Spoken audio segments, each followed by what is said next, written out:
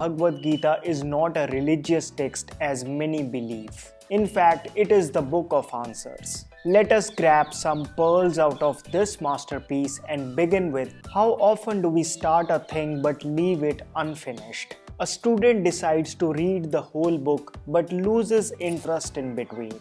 A person starts his weight loss journey but loses motivation in no time. Bhagavad Gita says that whenever this happens, it is because a reason as to why we want to do a certain thing is not crystal clear. Arjuna had come well prepared on the battlefield but lost interest in fighting. It was at that moment Lord Krishna addressed his why. Let's understand this with an example of a boy who understands the benefits of waking up early in the morning, but still when the alarm buzzes in the morning, he turns it off and sleeps. Why? Because his why he should wake up is not strong enough. Although if he has to catch a train early in the morning, he will wake up easily. Why? Because this time his why is very strong. So to achieve a goal, the foremost step is to ask yourself, why do you want to achieve that goal? What's the big deal in not doing it? Know that the clearer your why is, the stronger your determination will be. Think of any successful person. Their journey was no walk in the park. Instead, it was their why that made them persevere. Number 2, create. At times, we seem to understand how important it is for us to do a task, but still we tend to procrastinate or feel lazy. How often do we tend to delay making that report until the last minute, or delaying that internet bill till the last day? Why does this happen? Srimad Bhagavad Gita in chapter 18 verse 28 confirms that whenever we tend to procrastinate, know that our mind is in the mode of ignorance. In such a mode, the mind is governed by its basic instincts, which makes us unhappy and regretful later in life.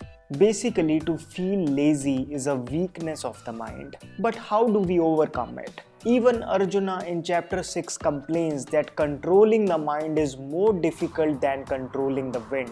But in the very next verse, Lord Krishna gives a solution. The mind can be controlled by practice and detachment. Detachment from what? Sensory pleasures. Think of a cricketer who is training 18 hours a day, 7 days a week just to make his country proud. Do they not feel like going out to movies or having their favorite foods? Of course they do, but it is their control over the mind and senses that have made them what they are today. The first step to controlling the mind and sensory pleasures is to set the right environment. Let's say there are 2 employees in a company who set the same goal to switch to a better company. The first guy prepares for the interview but has too many distractions around. Sometimes he would compromise his preparation for watching TV. Sometimes he would squander time playing games. Other times his friends would come and engage him. On the other hand, the second guy understands that his environment needs to change if he is really serious about cracking the interview. So he gets rid of his cable connection, associates himself more with people having similar goals, enrolls in a relevant course. Now, who do you think is more likely to succeed? Quite obvious. So if you truly want to accomplish something in life, you have to create the right environment for it. Number 1, believe. There will be times when you will be constantly working towards your aim but still not able to find success. Often doubt arises. Am I good enough? Have I chosen the right path? Even the people around you might say, this is not for you. You should do something else. These are the toughest times, but Lord Krishna in chapter 4 warns that one who has a doubting mind is bound to be destroyed. Let's take the example of 2 budding public speakers. While delivering their first speech, in nervousness, both get blank on the stage. While the first speaker is embarrassed by the situation and quits public speaking completely. The other speaker no doubt feels bad, but instead he tries to analyze why he faltered. He buckles up and works on his weaknesses for the next speech and delivers it much better this time. Why? Because unlike the first speaker who doubted himself at the onset of an obstacle, he believed in himself and inched closer to his goal. Further in chapter 2, Lord Krishna advises that one should not ponder too much about the goal but should remain focused on the actions alone. Now you may wonder how to work without keeping an eye on goal. Take the example of two students who aim to become IAS officers. Student A studies but also ponders about becoming an IAS officer. Oh, how good that life will be. I will get a VIP car. But what will people say if I don't succeed? What will I do if this doesn't work out? Student B, on the other hand, does not waste time thinking about how his future life will be. Instead, he is steadfastly focused on his present action, which is to study.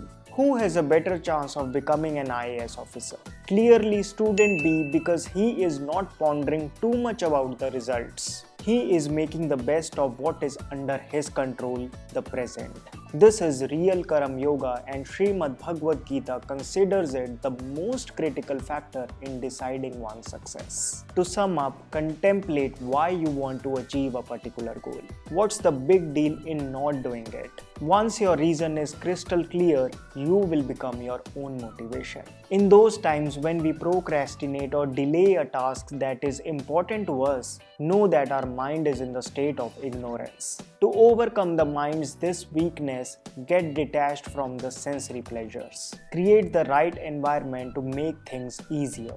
At times when you are constantly working towards your goal and still not finding success, don't doubt yourself. Instead, believe in your dreams and work continuously without pondering or attaching yourself to the results. The enormity of Bhagavad Gita is such that once you begin reading it, it will serve as your most valuable teacher on this road to success.